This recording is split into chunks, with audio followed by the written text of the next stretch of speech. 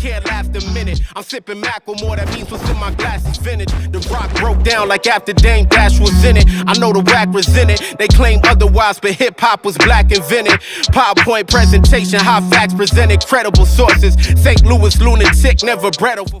Hey guys, what's going on? This is the Eric Barber here. I'm here with the artist Kwaj. We're at a show in GR.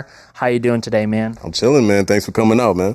Yeah, for sure. You just did a set. This is ahead of your upcoming tour, right? Yep. Yeah. How'd you like the show? It was dope, man. The venue's sick. The energy was nice, and I love every show I do, really. So yeah. Okay. Yeah, man. I mean, Kwaj was out there bringing the energy, bringing the fun. It was great, man. I liked it a lot.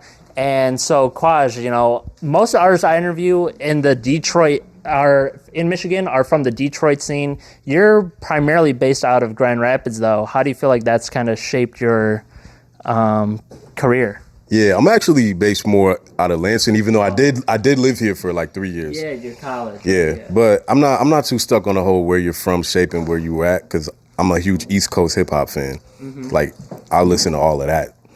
But you know, yeah, Michigan's cool. You know what I'm saying? I ain't gonna give it credit to where I'm at though. No.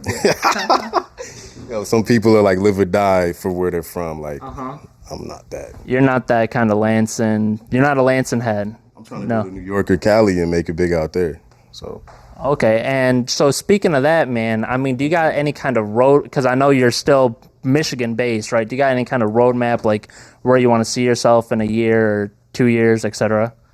Chicago, but on a broader scale, like just touring. I want to tour like twice a year.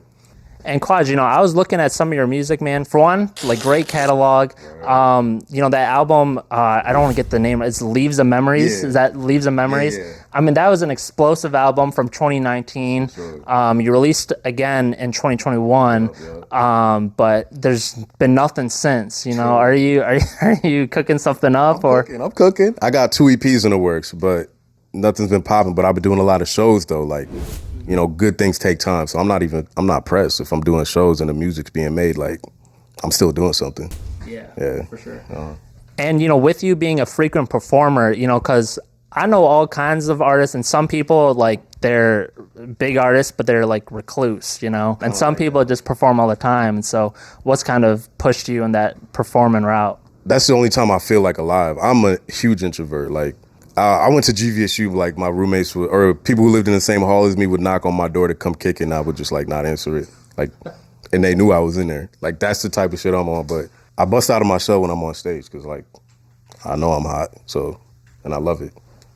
There you go. Yeah. And, you know, I know you got a certain type of vibe with your music, you know what I mean? Like, you got kind of big off of social media with that, well, you were big off the Leaves of Memories, but the remix that you did of 210s by Corday, Anderson .Paak. You know, I heard that song, man, and I'm like, dude, that already sounds like a Kwaj song. You know what I'm saying? So to you, what's the strategy behind making those remixes or, you know, freestyles over them? Yo, honestly, I heard that beat and I'm like, yo, I got to, bro. And people have said I sound like Corday. We both have like a lisp. But I mean, I don't know, that beat's just crazy. That's it.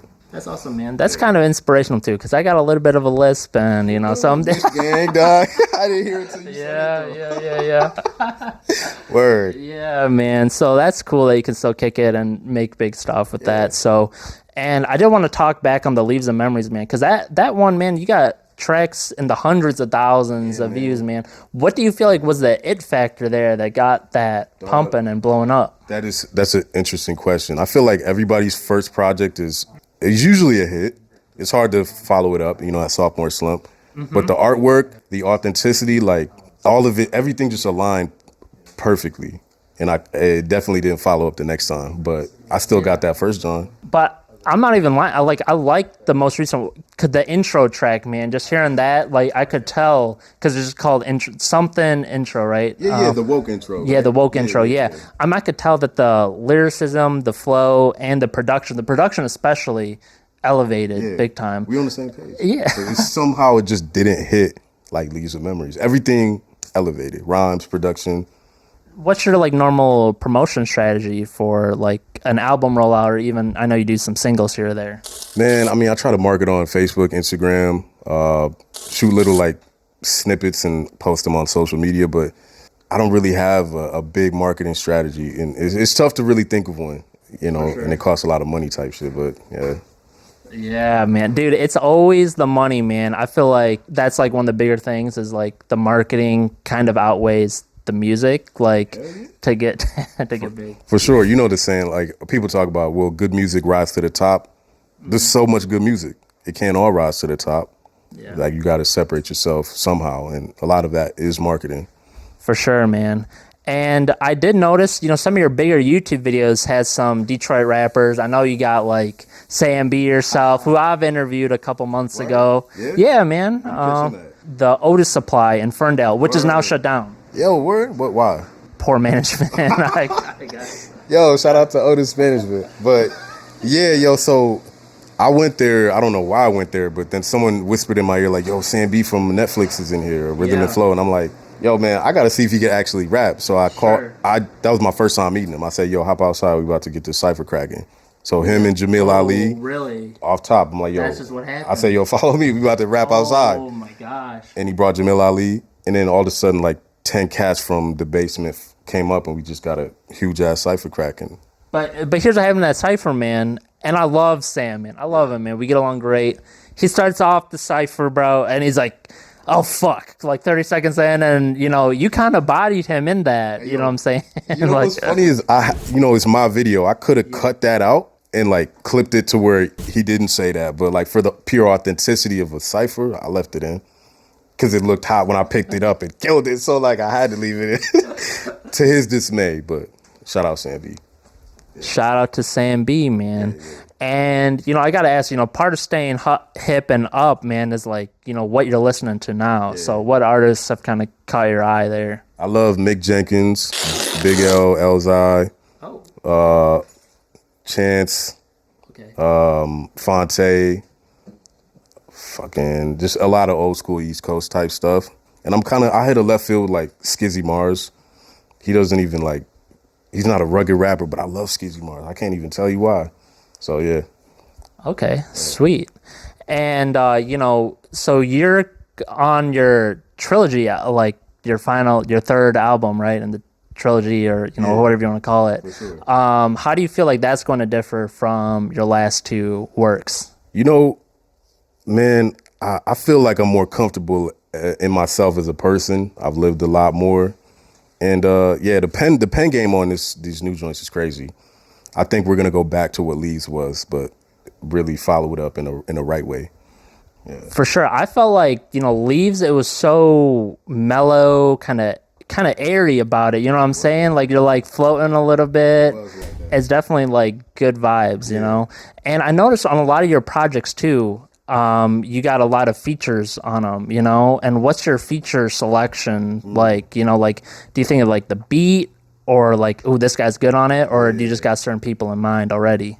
Yo, low-key, I just called the homies up. Like, I had someone say that he couldn't find my identity in my last album because I had so many features on it. And I was like, okay, I don't care. I like making music with my friends. Exactly. So I'm always going to call the homie. Sure. Even if he doesn't belong on a track, I'm like, yo, let's do this, you know? Yeah. That's a memory that I'll cherish forever. Exactly. And that's something that's like kind of almost like unique to hip hop in a sense. It's like it's like the most collaborative genre in music, I feel like. So I'm glad you're doing that. And I did notice that, but I always felt like it kind of elevates, you know, a lot of that stuff. So yeah, people got opinions, you know. But speaking of on this new stuff, I don't have any features. Oh. None at all. Okay. So yeah. Cool. And you know, I noticed a lot of your beats have a lot of consistency around them, right? So I'm kind of curious, like, is there a certain producer you work with, or do you like hear a beat you like from a producer and be like, that's it? Yeah, for sure. This is actually the first time I have one producer for a project. I'm like scanning the internet. I hear a beat, send a message, how much that costs. Sometimes I give it for free if they really like my raps. Like the whole one producer thing, I've never been a fan of that up until now. Oh. Because like my biggest song is with a dude named Hobbs Duende, 600K streams. Yeah. Why would you not want to like try and duplicate that? So exactly, yeah. you might as well, if you guys got that kind of chemistry together, you know, and it obviously is there to 600,000 people. Yeah. I think it's up to 700,000 now. I could be mistaken. Might be. Every time I update it, it's like it just keeps going. Yeah. Cool, man. So we're getting close to the end of the interview. Is there anything that people can look forward to in the near future from you? I know you got the shows and, you know, new music, but if you want to elaborate on any of that. Man, I could drop a few gems, man. Drop them, bro. This is a big one. I'll drop. I'm going to Nigeria in December because I'm Nigerian. Yeah. So I'm gonna rock a festival out there and stay out there for 3 weeks. No way. And yeah, so it's gonna be fire. And this is a jump too. Kwaj invited me to come out and cover it with him. Get your documents in order and you're gonna come out, man. Awesome. Well, you know, Kwaj, man, I really appreciate you coming on for this interview. Yeah. Thanks for inviting me out here, man. This has been a great experience. Appreciate you coming, man. You're cool, man. Thanks, bro. Yeah. So all of Kwaj's links will be down in the description below. If you got any kind of final message, it could be positive or promotional, whatever, man. I'll end it with this. I'm gonna spit a freestyle. I grab the mic. Let's go. Sorry, I'm a little you sweaty. good. Yo, I'm sweaty. You see me, man. See it glistening and dripping. Yeah. Yeah. Natural. Look. Yo, the type to stay low, clock in for payroll. I don't take work home, no caseload. I chase goals, keep pace slow, like Mace flow. I'm on stage and they move when I say so. Y'all act nudo, host style pseudo, flex feudal. You check one, I check two more. My pen better, pioneer dog, trendsetters, bench header, casual biz like men's sweaters. Double X, know the mission is set. Acquisition infinite with no permission to rest, permission to flex. Click, get the trickle effect. I'm the type to rock the same old Mitchell and Ness. Imagine vacay, sands and beach days, drop top Lambo and steak on PJs. 35K be my take home these days. Where my fans at with my tape on replay?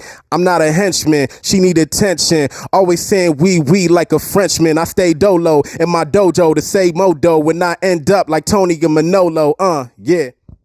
And that's how we rocking it. You feel me? Damn. Yeah. That was tight, bro. Word. I fucked with that. That was just off the dome. Hey, I got it in there, man. Oh, okay. Appreciate you, G. Awesome. Check out Kwaj, guys. I appreciate you coming on, man. Yeah, say for word. sure, bro.